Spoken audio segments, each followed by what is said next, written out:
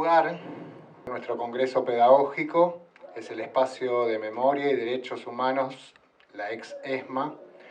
Fue un centro de detención y desaparición clandestino por el que pasaron más de 5.000 compañeros y compañeras. La mayoría de ellos fueron víctimas de los vuelos de la muerte. Perteneció a la Marina y fue territorio de Macera, del Tigre Acosta y de otros genocidas. Los pocos sobrevivientes fueron testigos del horror y sus testimonios fueron claves en el juicio a las juntas por la memoria, la verdad y la justicia, y en la condena a los genocidas. Esta semana, la UNESCO lo declaró Patrimonio de la Humanidad. Por eso estar acá hoy tiene un significado especial. En un lugar de horror y muerte irrumpe la vida, porque debatir sobre la escuela pública y el derecho a la educación es hablar de la vida y del amor con nuestros pibes, con nuestras pibas, con nuestros alumnos, con nuestras alumnas. Cecilia Martínez.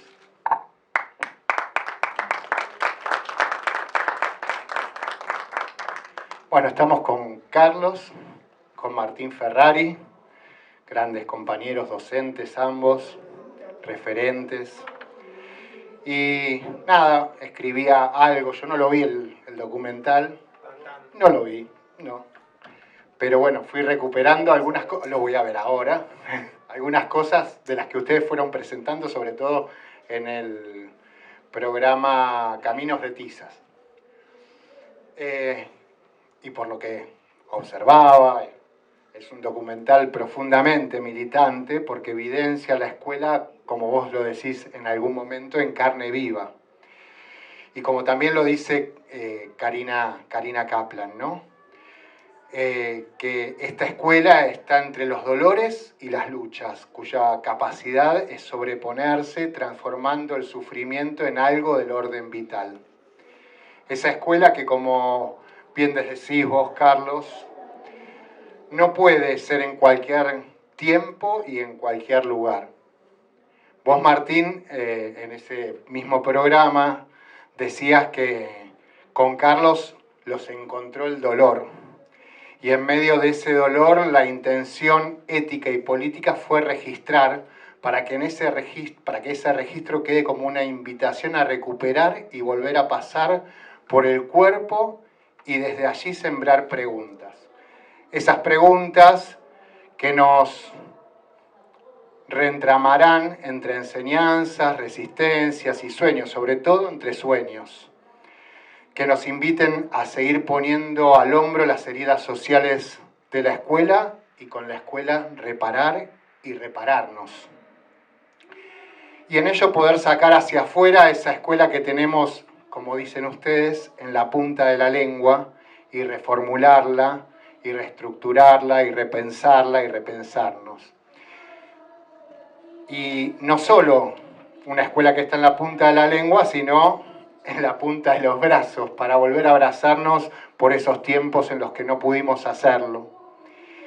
Así que, ¿qué más decir? Gracias, Carlos, gracias, Martín, por este registro que de alguna manera entrama en esta bella poesía de la vida, la lucha, las resistencias y los sueños de nuestras escuelas. Gracias, Raúl, gracias a todos y todas. Vamos a ser cortitos también para que la protagonista de la película se luzca. Los y las invitamos, van algunas sacando cuadernos, viromes. Está bueno ir haciendo anotaciones, frases, a dónde nos lleva a pensar. El documental se empezó a pensar en el 2020, es así como contaba Raúl, nos unió entre el dolor, pero también estar intentando crear, encontrarnos de otra forma con Carlos y con otros docentes, y hoy llega acá, después de recorrer Jujuy, Río Negro, el conurbano, La Matanza, San Martín, Córdoba, van a encontrar escuelas de esas provincias, pero hubo muchas más experiencias que nos llegaron a los dos, y esto lo tenemos que decir, son muchísimas. Y el recorte no ha sido fácil, la selección no ha sido fácil. Inclusive las temáticas nos han desbordado y las temáticas no necesariamente estamos de acuerdo con alguno de los planteos, ni hasta nos hemos podido poner de acuerdo con Carlos en las temáticas. Pero lo que priorizamos también es ese registro casi etnográfico de un momento vivido como docentes, como educadores y educadores a lo largo y ancho de nuestro país, y que más allá de la escuela que vean y del nombre de la docente o del estudiante o de la familia, las y los invitamos a que funcione a manera de espejo y a que juguemos a ese vaivén. Vayamos, volvamos para después poder volvernos a encontrar con esas anotaciones, frases y lo que nos ayude y queramos pensar. Gracias.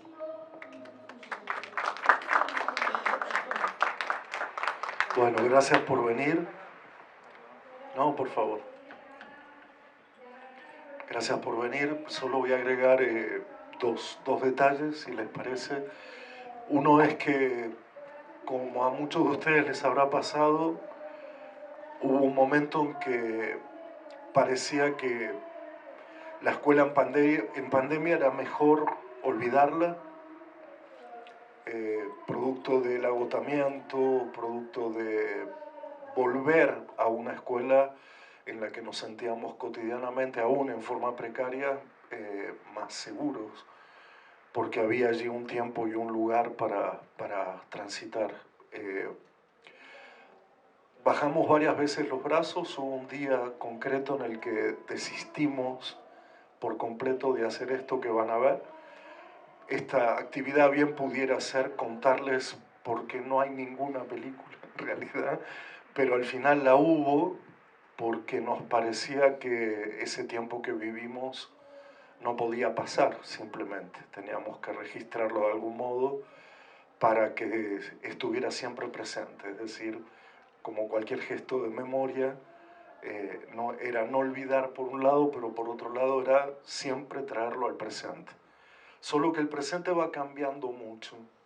No sé si se dieron cuenta de agosto en adelante cómo ha cambiado eso que veníamos pensando, y las últimas proyecciones han llevado a debates completamente distintos que incluso decimos están fuera de la película, pero son absolutamente imprescindibles. Entonces la propuesta, como la hicimos en el cine Gaumont cuando se estrenó, era: terminaba la película, esperábamos a la gente, nos reuníamos en la calle, hacíamos una ronda y charlábamos. Nosotros no tenemos una teoría sobre el documental, no lo tenemos totalmente pensado porque se va pensando en cada proyección. Entonces este era uno de los detalles que quería comentar. Y el otro es que es una especie de homenaje, como dijo recién Martina, a muchísimas escuelas, a muchísimas maestras y maestros, y lo que van a ver es haber tomado algunos puntos cardinales del país, a excepción de Cava, no sé por qué, bueno, sí sé por qué, pero era como saltearnos un poco lo habitual, lo típico, la escuela de Buenos Aires, las tradiciones de edificios y qué sé yo, y situar la escuela en su paisaje. Es como que creemos que las grandes capitales han perdido sus paisajes y que queríamos recobrarlos. Entonces esta es la otra mención. Buenas tardes. ¿Qué tal? Bueno, si les parece entonces, apagamos las luces, los que necesiten descansar, aprovechen. Es una película lenta que dura más o menos 6 horas, blanco y negro. Sin sonido, ¿qué hace eso? Lo tiene, pero no funciona. El personaje no se decide. Con Jorge poder escucharlas, queremos darnos ese tiempo, a que abrimos el micrófono, sensaciones, momentos que hayan recuperado, hacia dónde les disparó, y sí comentarles que primero agradecer la semejante organización del Congreso y el detalle de que no se ha visto de lo mejor por la luz. Digo, hay compañeros que han ayudado a poner, pero para que sepan, digo, después ya pronto estamos tratando de que esté en Cinear, la van a poder ver bien para que se luzcan los paisajes y las compañeras y rostros de los colegas. Bueno, abrimos el micrófono.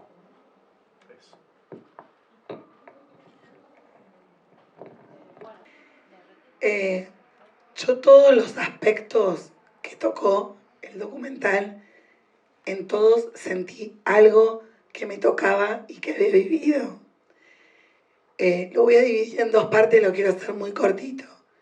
Por un lado, como mamá de un adolescente, de una hija más pequeña, pero un adolescente que en una escuela técnica siempre fue un alumno destacado, jamás tuvo un problema. Y cuando llegó la pandemia, y ellos que se comunican tanto por el tema de las computadoras, sentía que estaba desbordado. Inclusive hizo toda una pitiriasis rosada, que es una enfermedad psicosomática. Y bueno, el colegio lo acompañó un montón, sus profesores lo llamaban, pero se negó rotundamente a trabajar desde lo virtual. Él decía que quería volver a su escuela con sus compañeros. Eso por un lado. Y por el otro lado, como docente, me tocó un primer grado, como todos los años, y eran 35 alumnos en la provincia de Santa Fe. Habían sido 4 días de clases y el quinto nos llega la pandemia. 35 alumnos que yo no sabía sus nombres, no les reconocía las caras, jamás me había pasado semejante cosa. Si no conocía la de mis alumnos, menos conocía la de sus familias. Dije, ¿cómo me puedo acercar? Fue la primera pregunta que me hice. Por suerte, algunos son del barrio y como soy muy tenaz en lo que me gusta, le golpeé la puerta a una mamá que la conocía porque había tenido al hermanito y le dije, mira, armá un grupo de WhatsApp, poneme, porque la verdad que no tenía ni siquiera las fichas, estaban en la escuela. Entonces eran 35 desconocidos con 35 familias desconocidas. Bueno, empezamos a vincularnos, no todos tenían dispositivos, en el medio el terror a lo que pasaba, después las personas que se morían, que eran familias, después la falta de trabajo, la falta de dispositivos. Entonces eso pareció terrible. El video muestra la realidad previa a la pandemia o en la pandemia, muestra parte de las soluciones que dieron los docentes en la pandemia y muestra también, creo que como una suerte de esperanza, ¿no? Un pedido. Creo que la última frase de esta estudiante precisamente me parece como esperanzador. Pero me generaron algunas dudas, es cómo seguir duelando el tiempo, y hablo del tiempo prepandémico, pandémico y el actual. La escuela de antes de la pandemia murió, no sé. ¿Pudimos resignificar las prácticas educativas en esta nueva escuela? Y si estamos mirando, y hablo de mirar en serio, a los alumnos, a los docentes y a las familias, a las comunidades completas, porque la verdad es que en mi provincia estamos teniendo muchos suicidios e intentos de suicidios en adolescentes. La Pampa. Que no era necesario que lo hagamos, que esto ya iba a pasar y que mejor dejarlo en el pasado.